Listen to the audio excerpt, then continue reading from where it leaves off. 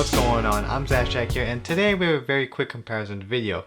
We have the 12.9 and 10.5 inch iPad Pro and the new 2018 iPad. Now the reason why I haven't included the iPad Mini 4 is because these are the 3 latest iPads that are out now. So for this video we're going to go over 5 things: display, performance, sound, camera, and battery life.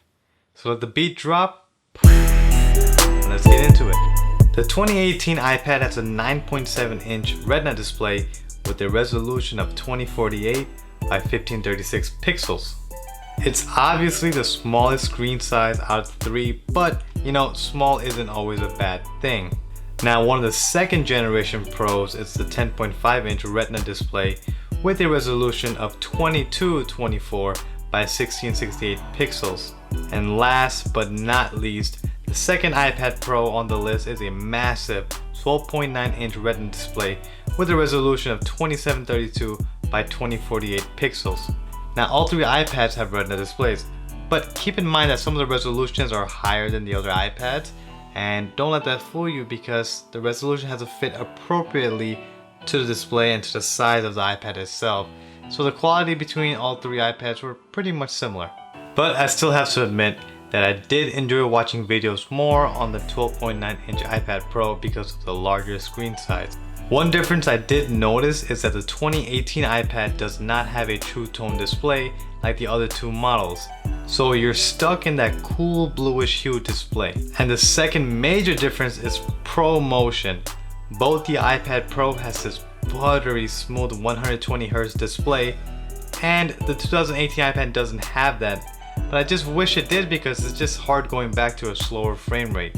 Now performance. The 2018 iPad is fused with an A10 Fusion chip just like the iPhone 7 and 7 Plus, and it has 2GB of RAM. And both 10.5 and 12.9 inch Pros have the same A10X Fusion chip with 4GB of RAM. Now the benchmarks for both iPad Pros are pretty much similar because they're using the same chip and the same amount of RAM. The benchmarks for the 2018 iPad are a little lower because it's using an older chip.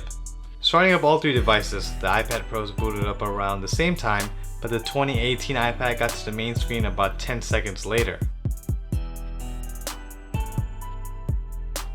Also starting up Fortnite, both Pros were about a tie, but on the 2018 model it wasn't so far behind, about 3 to 4 seconds late.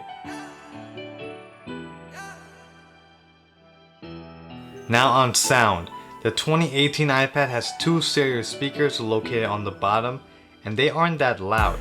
I've measured the sound peaking up to around in the high 80s in decibels. The 10.5 inch iPad Pro have 4 stereo speakers and they get pretty loud, almost up to the mid 90s in decibels. And the 4 12.9 inch Pro also have 4 stereo speakers and they are the loudest out of all 3, and the sound is awesome. Peaking is up to close around the high 90s in decibels. I think video and movie experience wise it was better on the iPad Pros because of the louder speakers, but my favorite was the 12.9 inch iPad because those were the loudest out of all 3. Here's a little example.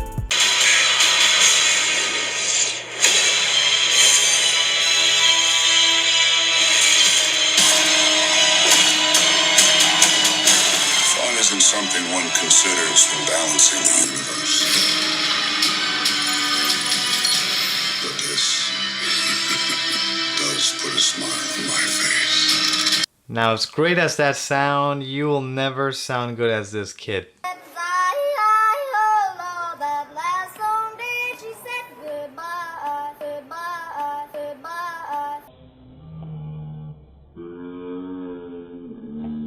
I can't believe that guy made it to Coachella, but full props to him.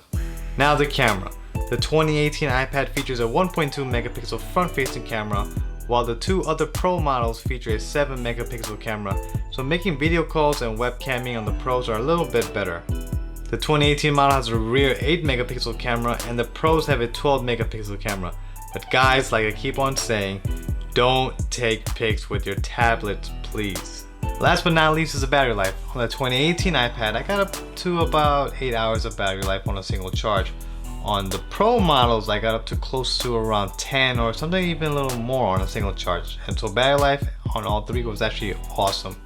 Some extra little things I did want to mention was that all 3 iPads support the Apple Pencil, and it was nice seeing that this was added on the new 9.7-inch iPad. However, it does not support any smart keyboards like both of the other iPads do, so that means that you would have to use Bluetooth connectivity. So with everything said, I think the 2018 iPad is geared more towards the average consumer and even students, considering the low $330 price point. And for the pros, I think that's more geared towards editors, designers because of the larger screen size and higher frame rate. But it starts around at a whopping $650 price point and a $800 price point. So that's all we have for this video. Let me know which iPad you guys are gonna pick or would like to pick in the comment section below. And if you like this video, please finesse on the subscribe button. So fun fact number 17, it officially takes 364 licks to get to the center of a Tootsie Pop. You're welcome. So thanks for watching. I'm Sayzad. Stay tech strong and deuces.